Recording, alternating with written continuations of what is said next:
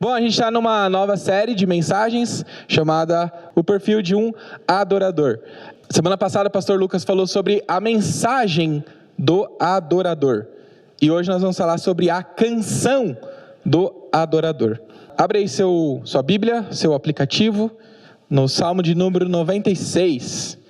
Conhecidíssimo Salmo 96, temos música que nós vamos cantar aí depois. Um salmo assim que a gente lembra dele e já lembra da música automaticamente. Então vamos ler Salmo 96, eu vou fazer de uma forma diferente hoje. Vou ler o versículo ímpar e vocês vão ler os versículos pares, tá bom? Aí vocês leem na versão que vai passar aqui. Cantem ao Senhor um novo cântico, cantem ao Senhor todos os habitantes da terra. Cantem ao Senhor, bendigam o seu nome, cada dia proclamem a sua salvação. Anunciem a sua glória entre as nações, seus feitos maravilhosos entre todos os povos.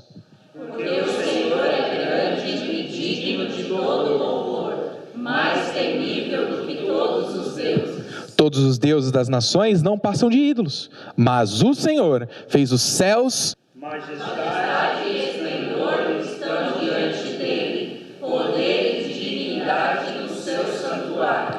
Deem ao Senhor as nações, deem ao Senhor glória e força. Deem ao Senhor a glória devida ao seu nome, e entrem nos seus átrios trazendo ofertas. Adorem ao Senhor no esplendor da sua santidade, tremam diante dele todos os habitantes da terra. Digam entre as nações, o Senhor reina, por isso firme está o mundo e não se abalará, e ele julgará os povos com justiça. Regozijem-se, ó, os céus, e exultem a terra, ressoe o mar e tudo que nele existe. Regozijem-se os campos e tudo que neles há, cantem de alegria todas as árvores da floresta. Cantem diante do Senhor, porque Ele vem julgar a terra, julgará o mundo com justiça e os povos com sua fidelidade. Oremos. Pai, que o Senhor nos ajude, ó Pai, diante desse texto, para que a gente aprenda o que Ele está nos ensinando, para que a gente coloque em prática aquilo que Ele está nos ensinando, para que as outras nações conheçam o único e verdadeiro Deus. Em nome de Jesus. Amém.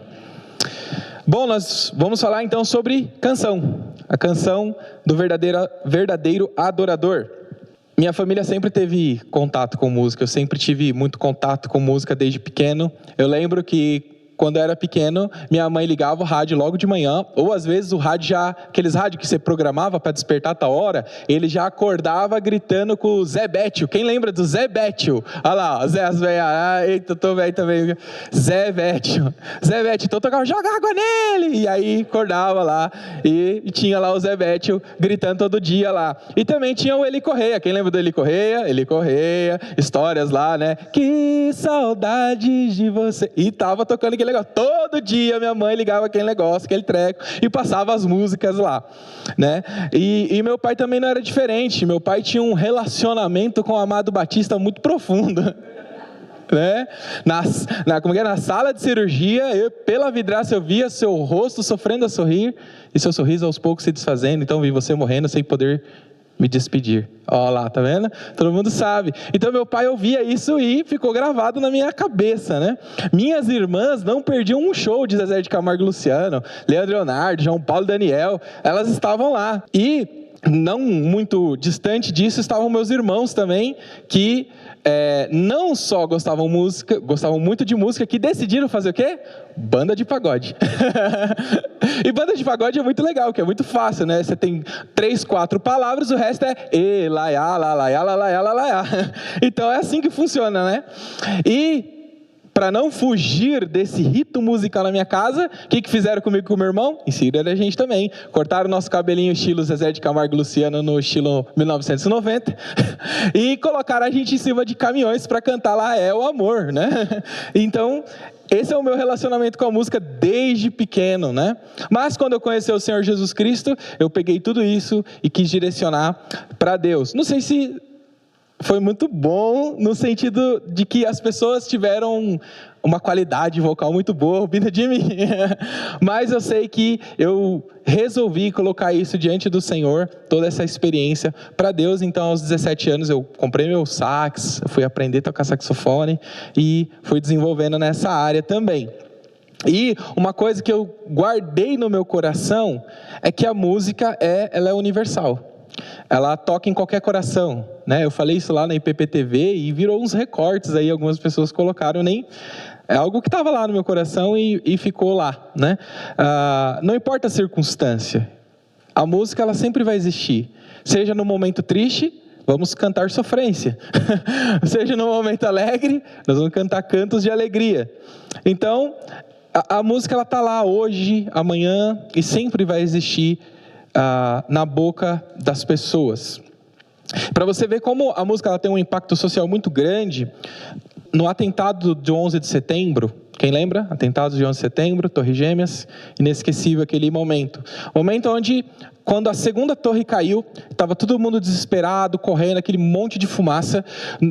Eu lembro até hoje que quando havia aquele monte de barulhos, de sirenes, de bombeiros, ao fundo você estava ouvindo alguma coisa. Alguém teve a brilhante ideia de colocar música clássica. Depois passou nos jornais. E você via quando as músicas começavam a tocar, eu não lembro se era Bach, Mozart ou Vivaldi, eu não lembro exatamente o que era, mas era música clássica. E você ouvia então aquele fundo. E as pessoas então começaram a se acalmar. As pessoas então começaram chorar, mas começaram a colocar ali a sua cabeça em ordem, começar a ajudar as pessoas. Então a música ela tem um papel importantíssimo na sociedade. E esse salmo é um convite para a gente adorar a Deus com música, com canções. A palavra cantem aparece 5 vezes, e dessas 5 vezes, 3 já estão nos 2 primeiros versículos. Então é um convite para nós adorarmos a Deus com canções. Isso deixa claro que a intenção do autor é juntar o maior número de pessoas para louvar o nome de Deus. E você percebe que o cantem também não está no singular, está no plural. Então, é aquele nós da pregação passada. Nós não somos chamados para cantar individualmente, nós somos chamados para cantar num grande coletivo. Há um texto paralelo também desse salmo, que é o de 1 Crônicas 16, de 23 a 36, não precisa abrir, porque lá é quase que um copia-cola. Parece que quando o cronista, que escreveu depois do cativeiro babilônico, parece que pegou esse salmo e colocou lá. Depois que ele entoou essa canção, o autor declara que Davi instituiu um grande coral e uma grande orquestra para ficar continuamente tocando e cantando na tenda que Davi tinha construído para a arca. Então o salmista ele quer que haja sempre nos lábios dos seus adoradores louvor. Louvor sempre, continuamente. Esse salmo também é um convite a declararmos, proclamarmos de forma musical os atributos e as maravilhas de Deus. A partir do versículo 3 fica claro, evidente qual é o conteúdo dessa canção. Um outro aspecto que eu destaquei desse salmo é o convite do salmista para a gente proclamar esse mundo o poder do grande rei, do justo juiz, com o propósito de infundir, de derramar esperança sobre aqueles que se colocam debaixo do reino de justiça de Deus. Alguns comentaristas, eu li alguns para preparar esse sermão, e alguns deles concluíram que há nesse salmo uma combinação de 3 músicas. O Salmo 96 são 3 músicas compiladas no melhor estilo Potpourri, que significa que são 3 músicas em uma só. Nessa junção de músicas, o autor do salmo destaca a centralidade do Senhor. Deus, a pessoa, o Senhor, nosso Deus é a pessoa principal. A gente pode perceber isso pela quantidade de vezes que aparece o nome Yahweh, Senhor. 11 vezes. 11 vezes aparece a palavra Senhor, são 13 versículos, e o nome do Senhor aparece 11 vezes, mostrando que o centro da canção é o Senhor, nosso Deus. E ele é caracterizado. Quais são as características que aparecem de Deus? Que Ele é o único Deus, que Ele é o Criador, que Ele é o Rei do Universo, Ele é o justo juiz, e é aquele em quem podemos depositar a nossa total confiança e esperança nesse grande Deus. Com base nessa esperança, E nas características desse grande Deus, o autor nos chama então a cantar um novo cântico. No versículo 1, ele nos convida, com base em tudo isso que eu falei, eles falam, então cantem um novo cântico. E o que seria então cantar um novo cântico? Eu quero ilustrar essa resposta com o Peregrino. Quem aqui já leu o Peregrino? Se não leu, você não pode passar dessa vida para outra sem ler Peregrino. Lê o Peregrino, tá bom? De John Bunyan. O Peregrino, então, depois de ele carregar seu fardo, cansado, exausto, ele chega então lá aos pés da cruz. E ele então livra-se daquele enorme fardo. E ele então dá saltos de alegria, ele fica feliz. Ele dá saltos de alegria e segue o seu caminho. Enquanto ele segue o seu caminho, ele canta isso daí: bendita a cruz, bendita a tumba, bendita aquele que minha alma veio salvar. Ele vem cantando isso, vai cantando pelo caminho: bendita a cruz, bendita a tumba, bendita aquele que minha alma veio salvar. Você se lembra quando Deus bateu na porta do seu coração e disse: vem? Você se lembra do momento em que o seu pecado caiu das suas costas? Quando aquele terrível fardo que você carregava caiu, você lembra disso? Você nem sabia o que dizer, né? Talvez não sabia como expressar com palavras aquilo que aconteceu. Aquela tamanha paz que veio sobre você. Quando as correntes do pecado que lhe prendiam e as densas trevas que lhe cegavam e lhe impediam de ver a glória de Deus foram desfeitas. Você se lembra disso? Palavras lhe faltavam para compor um cântico. Talvez você não tinha ali palavras para compor um cântico. De tamanha alegria, leveza que vieram a você. Talvez a sua reação fora igual a do Peregrino. De sair correndo por aí e dizer: vem ver aquele que me salvou, eu fui salvo, vem ver. Fazer igual aquela mulher samaritana, esqueceu até o balde de água lá que ela precisava pegar, mas venham ver. Talvez tenha sido essa a sua reação. Mas após isso, no decorrer da sua caminhada, você foi conhecendo o Senhor. Você foi se aplicando no conhecimento do Senhor. E novas palavras foram acrescidas no seu vocabulário. Novas palavras foram acrescentadas no seu vocabulário. Fazendo com que novos louvores então saíssem dos seus lábios. A cada vez então que nos aprofundamos no relacionamento com Deus, novas experiências vão surgindo. E as características de Deus vão ficando mais próximos de nós, da nossa vida diária, fazendo com que novas expressões de louvor saiam das nossas bocas. Às vezes a mesma música, porque você conheceu mais a Deus, ela soa novo para você. Agora, essas expressões, ela não sai mais como um bebê espiritual que balbuciava algumas palavras, mas agora ela sai como alguém que diariamente experimenta a glória de Deus na sua vida e essas novas características de Deus. Assim é cantar um novo cântico. É quando você se aprofunda no relacionamento com Deus e aquelas músicas começam a soar novas, porque você conheceu Deus ainda mais, você teve novas experiências com Deus. E meus irmãos, como nós carecemos de buscar mais a Deus, de querermos e intencionalmente irmos na presença do Senhor e falar: Deus, revela para nós mais um pouquinho do seu caráter, para que nós o conheçamos e saia da nossa boca um novo louvor. Sendo assim, quais elementos devem existir na canção de um verdadeiro adorador? Ou como deve ser essa canção do verdadeiro adorador? Como deve ser? Claro que a canção ela pode ter muitos outros fatores, muitos outros elementos, como ritmo, como expressões culturais e tudo mais, mas dentro desse salmo eu separei três formas ou três elementos de como deve ser a canção do verdadeiro adorador. A primeira, ela deve ser proclamatória, ela deve proclamar algo. Em segundo lugar, ela tem que ser polarizada. Eita, essa palavra, né, que está em alta, e eu quis usá-la aqui. E ela tem que ser pedagógica, ela tem que ser proclamatória, polarizada e pedagógica. Nós vamos andar por esses três itens e nós vamos aprender um pouquinho mais sobre como deve ser a canção do verdadeiro adorador.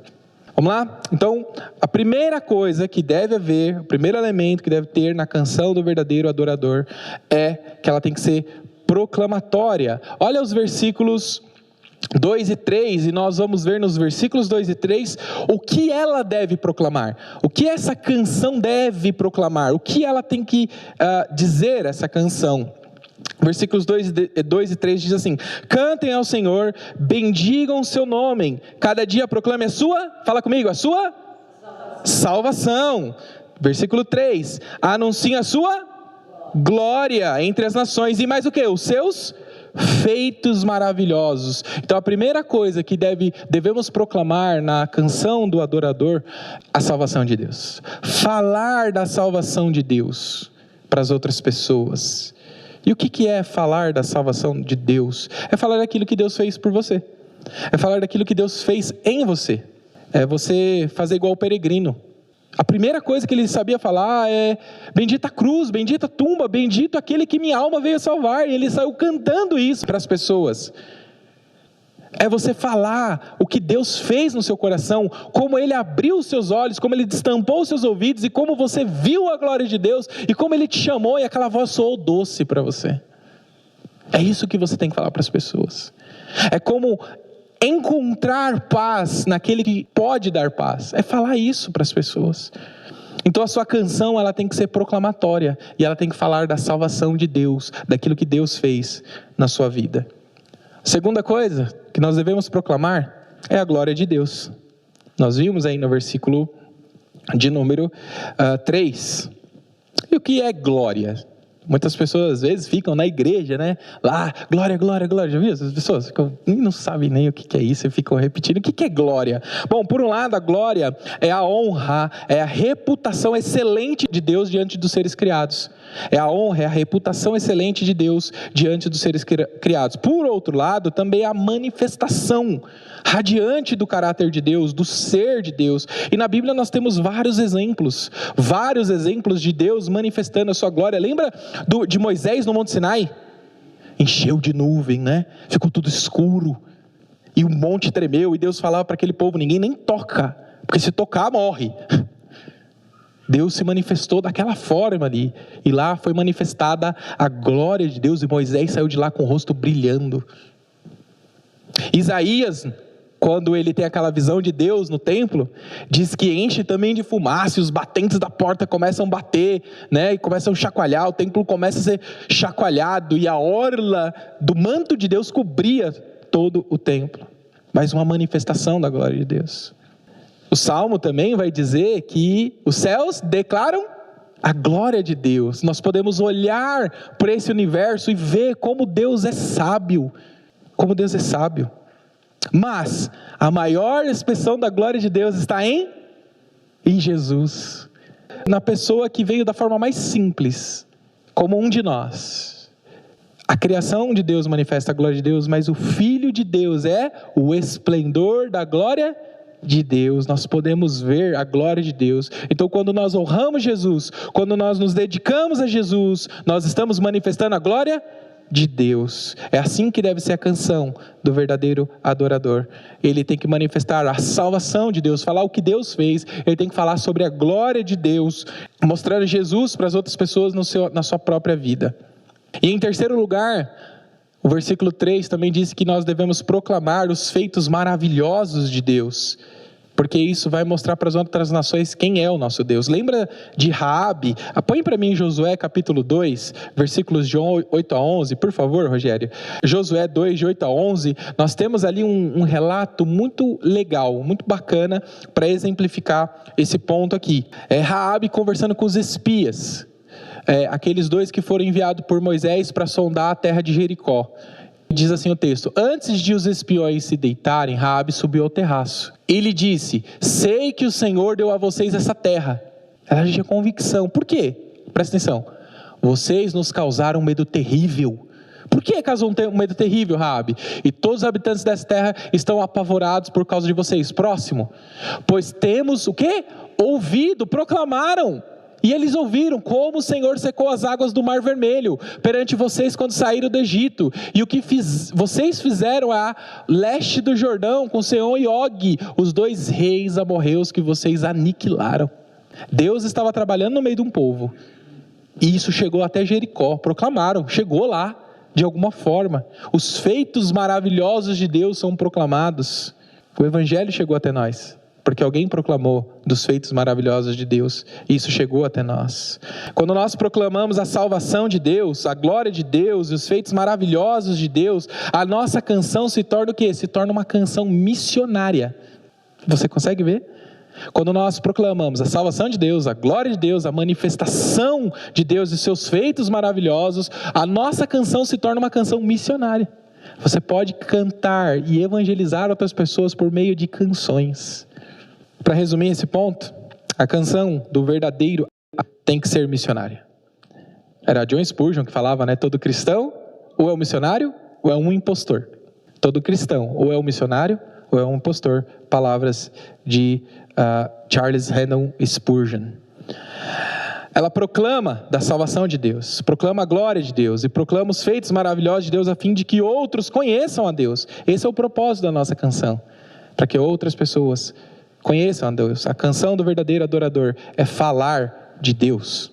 Muito bem, a canção do verdadeiro adorador deve ser então proclamatória, ela deve proclamar salvação, glória e feitos maravilhosos de Deus. Em segundo lugar, a canção do verdadeiro adorador tem que ser polarizada. Bom, vamos explicar o que é polarizada, né? Por que tem que ser polarizada? Deixa eu ler os versículos em diante, diz assim: porque o Senhor, versículo 4, tá?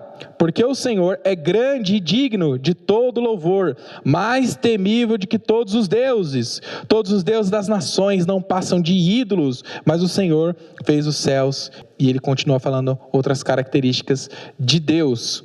Mas por que ela tem que ser polarizada? Porque ou ela está centrada em Deus, ou ela está centrada em ídolos. Essa palavra ficou bem conhecida por causa da polarização, né? Ou você é da esquerda ou você é de direita, ou você está com Bolsonaro ou você está com Lula.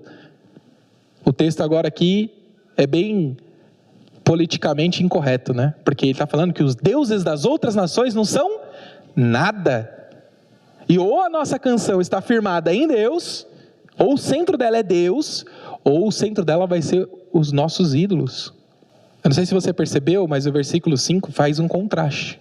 Ele fala assim: todos os deuses das nações não passam de ídolos. Você sabe o que significa ídolos? A palavra aqui em hebraico é Eliu. Eliu significa nadas, ninguéms. Coisa alguma não tem valor de nada. Então o ídolo que não é nada, que não é ninguém, não pode fazer nada. Mas o Senhor fez o céu. Vê então o contraste que o autor faz. Os ídolos que por aí existem não podem fazer nada, mas o nosso Deus fez os céus. Amém ou não? Amém, o nosso Deus fez os céus. Você está diante, eu acho que vocês não entenderam. Agora acorda para você entender. Fecha o olho, fecha os olhos, todo mundo, fecha os olhos. Fala assim: haja um elefante. Fala, haja um elefante. Cadê o elefante? Abre os olhos, vê o elefante. Cadê o elefante? Não tem elefante. Mas Deus, com uma palavra, não fez só o elefante. Deus, com uma palavra, criou tudo. Tudo. Nós estamos diante desse Deus que fez tudo. Com uma só palavra. É diante desse Deus que nós estamos. Amém, glória a Deus, nós servimos esse Deus. Deus está falando que não há outro Deus, senão o Deus de Israel. Não há. Portanto, Ele, tão somente Ele, é o Deus de todo o universo. O problema, nós que somos crentes, é que nós acreditamos que ídolo é só aquele que o romano adora. O católico romano adora, tem lá sua estátua de barro, de pedra, de ouro, sei lá do que, de metal. Mas como diz João Calvino, nosso coração é uma fábrica de ídolos. Nós fabricamos ídolos toda hora, nosso coração está toda hora querendo fabricar um novo ídolo. Quando a gente consegue matar um, já está nascendo outro. O ídolo é tudo aquilo que você diz assim: se eu ficar sem isso, eu não sei o que vai ser minha vida.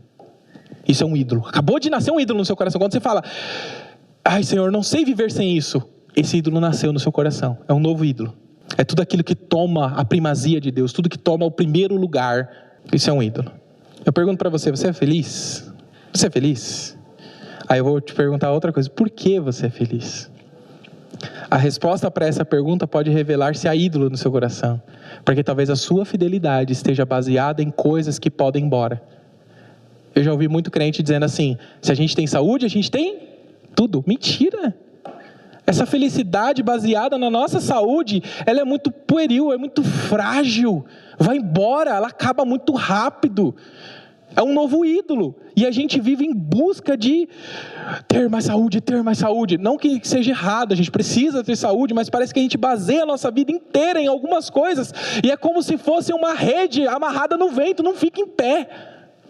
Não podemos criar ídolos nos nossos corações, pois eles não podem fazer nada. Nada.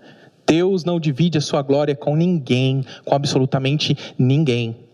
Isaías 42:8, 48:11. Jesus vai meio que replicar essas palavras de uma outra forma, mas dizendo: quem comigo não está, quem comigo não junta, não espalha. Ou você está com Jesus, ou você está com um ídolo que você colocou no seu coração. Portanto, somos convidados diariamente a cantar canções que apontem para Deus. Os nossos lábios devem sempre exaltar a centralidade de Deus em nossas vidas. Devemos adorar a Deus, ou de outra forma, nós vamos adorar qualquer outra coisa, porque o nosso coração é assim, ou ele está centrado em Deus, ou ele vai querer um ídolo.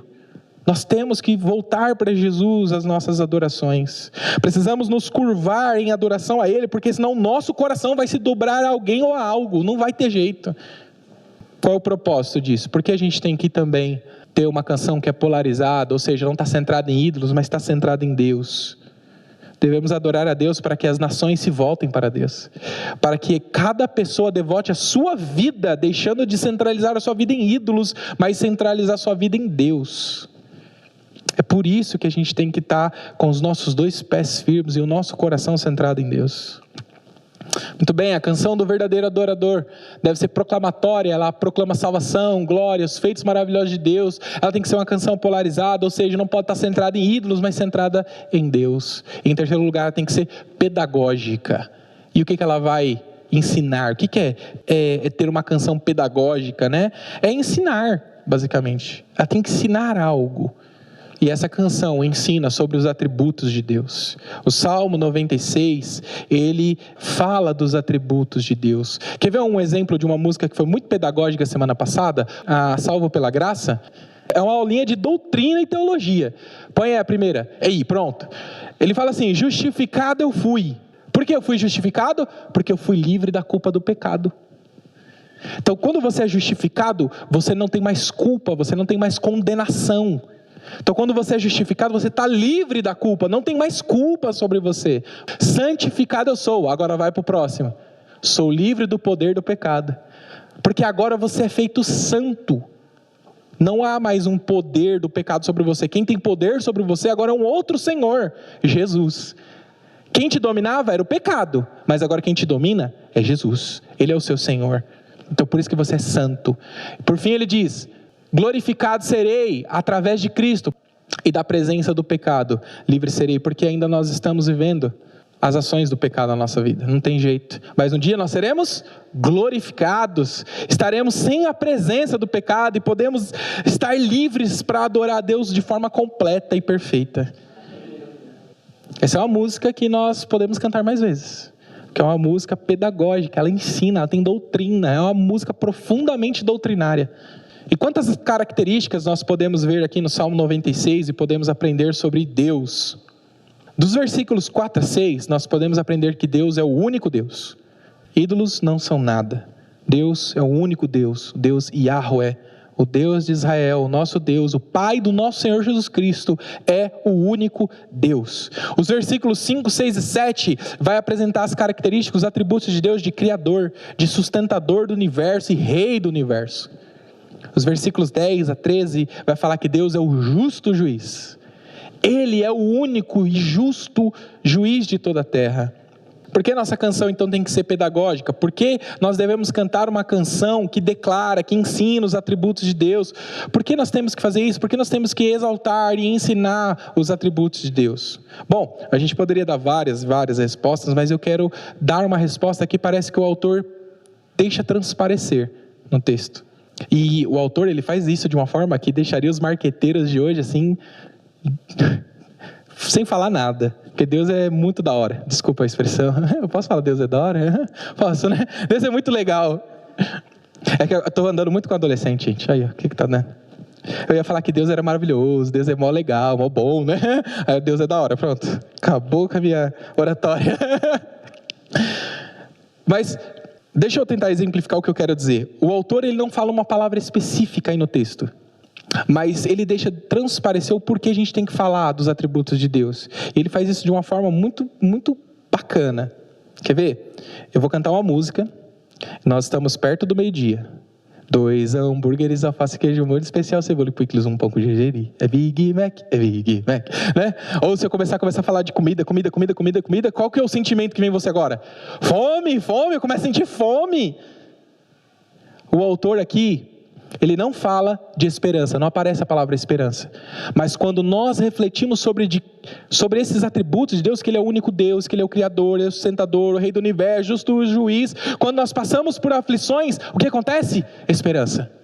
Porque o justo juiz vai voltar e vai acabar com a nossa desesperança, ou com os nossos aflitos, com o nosso coração, muitas vezes aflito com as dores deste mundo. Cantar dos atributos de Deus enche o nosso coração de esperança. Eu estava estudando esse texto e eu consulto alguns comentaristas.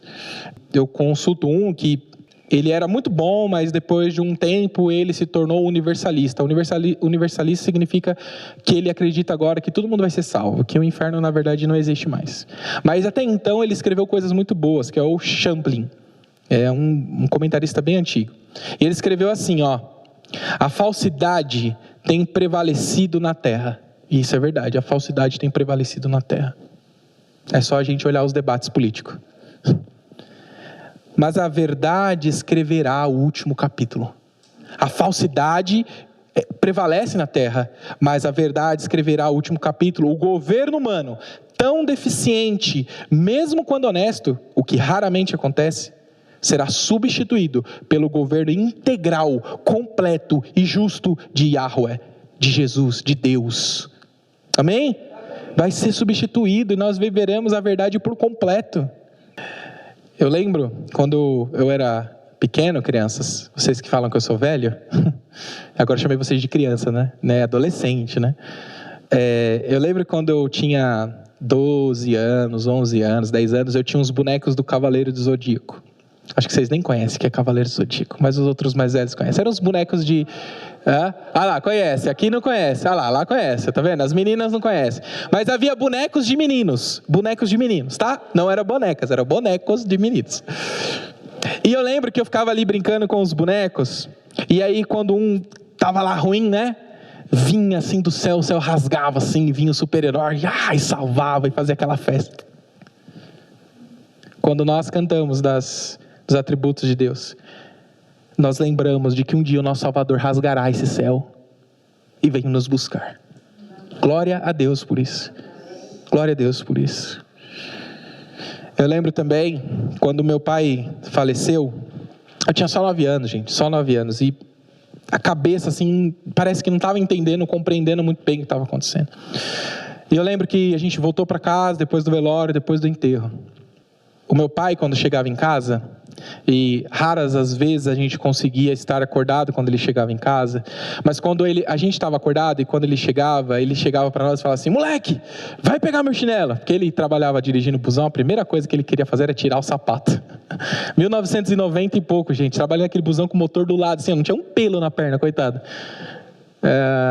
queimava tudo. A primeira coisa que ele queria fazer era tirar os sapatos, né, e subir aquele fedozão de chulé pela casa inteira, né? Eu não esqueço disso. Mas ele sentava num sofá, numa poltrona vermelha que era dele, ninguém podia sentar. Então ele sentava ali, primeiro com o moleque, vai pegar meu chinelo. E ele sentava lá. Então a gente vinha e trazia o chinelo, colocava nos pés do nosso Senhor, do meu pai, do meu Senhor, tá? O meu pai, essa linguagem muito crente, né? Do meu pai. E quando ele faleceu, eu sentei naquela poltrona. E eu ficava olhando para a porta, imaginando, ele vai voltar. Ele vai voltar. O meu pai vai voltar. Eu ficava lá olhando. Passou o primeiro dia, o segundo dia. E eu entendi que ele morreu, que ele não ia voltar. Eu oro muitas vezes dizendo: Senhor vai voltar. Não vai ser como o meu pai que não voltou. O meu Senhor vai voltar. E Ele tomará o seu reino de justiça e paz nessa terra. e nós viveremos com Ele para todo sempre. Cantar esses atributos de Deus enche o nosso coração de alegria, de esperança. Bom, como é que tem que ser então a nossa canção? A canção do verdadeiro adorador. Ela tem que ser proclamatória, ela tem que ser polarizada, ela tem que ser pedagógica. O que ela proclama? Ela proclama a salvação de Deus, ela proclama a glória de Deus, ela proclama os feitos maravilhosos de Deus. Porque ela tem que ser polarizada? Porque ela não pode estar centrada em ídolos, tem que estar centrada em Deus. E ela tem que ser pedagógica, falar dos atributos de Deus, porque nos traz esperança. Eu quero terminar perguntando: você é um verdadeiro adorador? Ou melhor, você é um adorador de Jesus? Você não precisa responder isso para mim, você vai responder no seu coração, e eu quero fazer um teste com você, para que você teste o seu próprio coração e veja se Jesus é o centro da sua vida. Pensa assim: o seu coração é inclinado a adorar a Deus em qualquer circunstância? Qualquer circunstância, qualquer uma, o seu coração está inclinado a adorar a Deus? Faz esse teste. O segundo teste é: as músicas que você canta proclamam a salvação de Deus, proclamam a glória de Deus, os feitos maravilhosos de Deus? Ou ela está centrada só nas suas emoções sentidas? Ou ela está centrada só em você? Itapecerica da Serra está cheio de igreja que está centrada nas suas emoções sentidas, ou seja, estão lustrando seus ídolos, lustrando todo dia. A sua vida, terceiro teste que você pode fazer, a sua vida é falar de Deus. A sua vida é falar de Deus. Tudo na sua vida gira em volta de Deus, das coisas de Deus. A sua vida é centrada em Deus, ou ainda o seu coração está acorrentado a ídolos? Em quarto lugar, quarto teste que você pode fazer: as características, os atributos de Deus te trazem esperança. Toda vez quando a gente fala do justo juiz, do Deus temível, do Rei do universo, isso te traz medo ou te traz esperança? Segurança? O seu maior desejo é ver Jesus voltar, ou você quer viver mais anos nessa terra? Eu quero ver Jesus voltar. Quem está comigo? Eu quero ver Jesus voltar. Maranata, vem, Senhor Jesus, porque a gente está cansado dessa terra. Faz esse teste e veja se seu coração é de um adorador de Jesus. Amém? Vamos orar.